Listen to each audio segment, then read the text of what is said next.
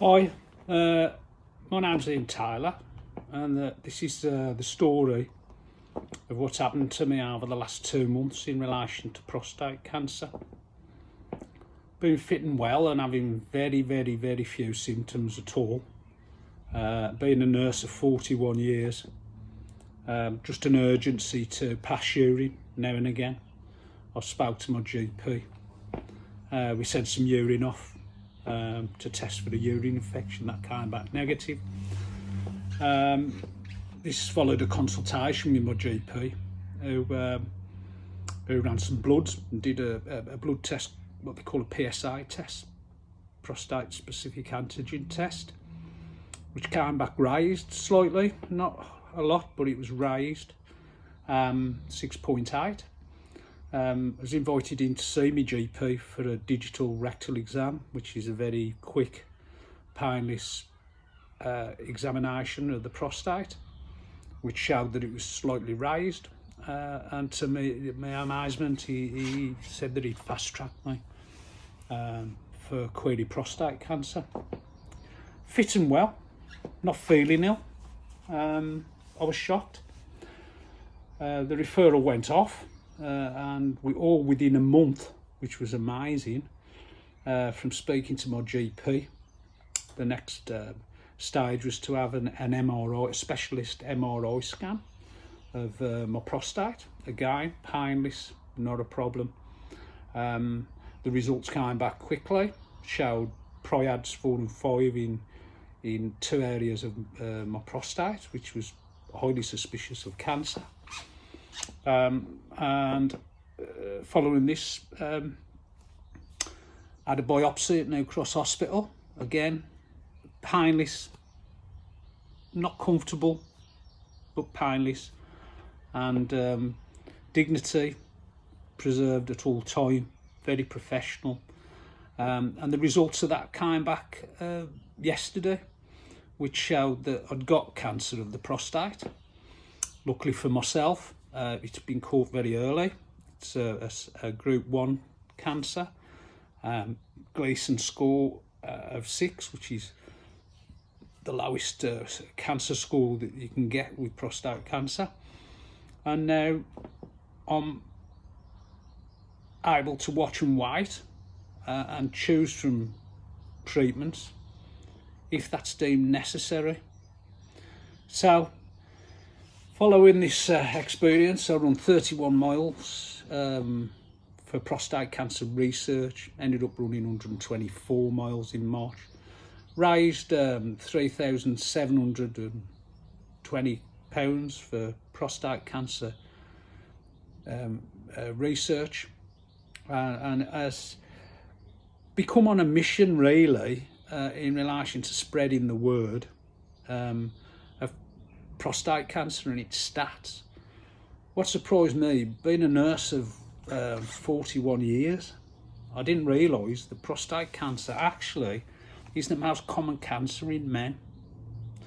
There's no national screening programme for this, not like bowel cancer, where it's sent poo through the post, females cervical screening, breast screening, but the most common cancer in men, no national screening programme. At the age of 50, you are in the high risk bracket, whether you like it or not. 50, you're high risk of prostate cancer. Afro-Caribbean descent, it's 45. So 1 in 8 men will get this cancer. 1 in 8 men, and 1 in 4 Afro-Caribbeans. That's huge. And there's no screening programme. There's no symptoms usually. My symptoms were very mild. And if I had not been a nurse, I'd have probably put that down to just my age and probably ignored it really. So this cancer has no symptoms often. When you get symptoms, the illness, the disease is more advanced. Unfortunately, once the cancer metastasizes, comes outside of the prostate, then that's a different kettle of fish treatment-wise and prognosis-wise. But if you catch this disease early, but it's still contained in the prostate, then this is really treatable. So early detection equals early treatment equals better outcomes, yeah, and less invasive treatments. So just urge, and this is my message, finding this out, speaking to people. I've spoken to that many people. The prostate cancer has touched their lives. And this leads on to another issue, that if your dad or your brother had prostate cancer, you're twice as likely to get this cancer, twice as likely. If your mother had the brachial breast cancer gene, that's linked as well. So all these things are really, really important. A simple blood test, PSA, which you can get from your GP, will start the ball rolling. It's not a brilliant test. It's not 100% accurate, but it will lead to discussion with your GP. If you have symptoms, urgency to pass urine, passing urine then stopping and you can't empty your bladder, urinating a lot more than you normally would do, any discomforts in your lower abdomen, then it's worth speaking, not just putting these symptoms down to age. Speak to your practice nurse, speak to your GP, have a conversation about it. What I've learned from this is that throughout my journey over the last 2 months, I've spoken to people about it. I've done videos while I was running, and I've been open about possibly having prostate cancer. This has led to me talking to lots of people about their experiences, their fathers, their brothers, and their experience with prostate cancer. And it's just amazing how many people are affected by this illness.